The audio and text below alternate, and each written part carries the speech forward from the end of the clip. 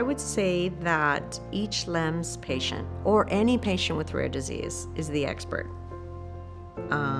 We're the ones that eat and sleep this rare disease, and we have the time to research these diseases. But I think our disease is so rare that we're going to continue to have to research and be our own advocates if we want any sort of quality of life. Generally, there's quite a bit of Lambert-Eaton patients that are vocal on social media and stuff, but there's a couple of us, a handful of us, that you'll come across that are a frequent, like you see our faces often because we're kind of all up in everything and like getting involved and stuff and meeting with each other and speaking about certain topics and stuff. And so when I got diagnosed, I reached out to the administrator of some website. I can't remember, for lack of a better term. I reached out to the big dog and I said, hey, I got this diagnosis. Can you guide me? And he said, yes, absolutely. And he knew that I was a nurse. And so he invited me to attend a couple meetings.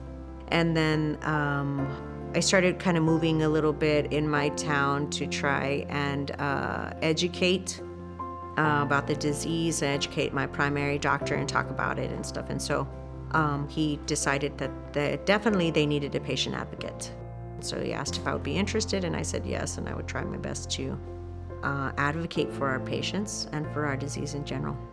I attend meetings, virtual meetings, and I've made contact with Autoimmune Association and try and put our face out there, the Lambert-Eaton face out there. I really want to start kind of spreading around the South Texas area where I live to kind of spread the word. And I think that a lot of the issue with Lambert-Eaton is it's underdiagnosed. So if we can get diagnosed a little bit sooner, we can change some lives, so that would be great. I plan to use my role as a nurse or a healthcare provider to be able to reach people, communities that not just anybody could reach.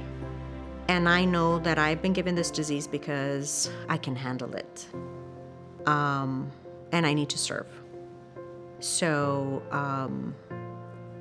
how could I be sad about that? How could I be ashamed? How could I run from that challenge?